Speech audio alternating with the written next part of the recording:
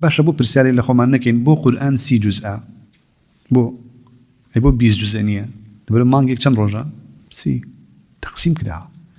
بتشن حديث جبريل كانت هاتو ولا پیغمبري خوا صلى الله عليه وسلم هم روجا جزء صالي كوتا دو زياد لو ابو نمونا هفتيك و 5 روج و 5 روج و 10 روج او زياده انت طريقه كيش بلا كان طريقه روجا هجريه كان يكم روجي مانجي بون ربيع الثاني بو جزئية كم ودوم روجي بو جزئي دوما هتا كوتا توابه ببيت تاريخي هجري همو روجي يك جزئي خود بخينا روجي شو روجي لكي ودس بيكات لا يستو دس بيكات استا ايما روجي وثمان سنة بيستحوتي مانج توا بيعني بيستحوتا لمغربو بيستحوتا ازاني بيعني سفرت هي ايش ده استا قرآن كت بخينا داج نشتي توابيكا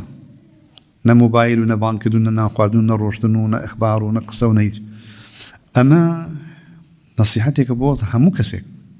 بتعيبات بو طلب علم ناكري ام قرآن بيروزي كبل بردس معنا هي ككتالوجي جياني يمي وبرنامج معنا نيخويني نوا بلا مزالن كمترين خويند نوا وكو علين أضعف الإيمان لماوي مانجي كاتشانيكا همو قرآن أضعف الإيمان يعني كابراوجي كمترين ختم مانجي ختمه